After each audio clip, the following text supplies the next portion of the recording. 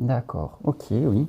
Alors bon, voilà, juste, Fascinant, quoi. voilà. Vous sentez des choses, vous sentez comme Oui, une voilà, en qualité fait, bien entendu, il y a les pulsations du rythme sanguin qui sont là.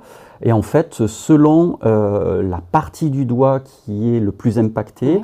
on va situer si c'est en haut, en bas du corps, si ça concerne une fonction plus globale. Parce qu'en fait, il y a 5 sous-doshas, c'est-à-dire sous Vata, il y a 5 Vata en fait. D'accord, des petits tiroirs. Voilà, les petits tiroirs qui correspondent, par exemple, si je parle uniquement sur le Vata, vous avez le Apana Vata qui concerne tout ce qui est les mouvements vers le bas, c'est-à-dire l'évacuation des selles, des urines, tout ce qui va vers le bas, mais aussi la zone lombaire, par exemple, ou la zone bas-ventre.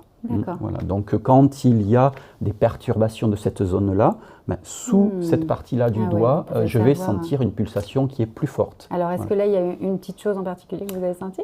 J'étais dirigé sur ça parce qu'effectivement, on sent que le bas du dos... le bas du dos. Ouais, le bas du C'est dos. drôle que vous me disiez ça. Voilà, Je précise que je me lève en ce moment tous les matins avec le dos complètement bloqué, ce qui ne m'arrive absolument jamais. Voyez, pas de mensonge avec la prise du pouls. C'est drôle ça.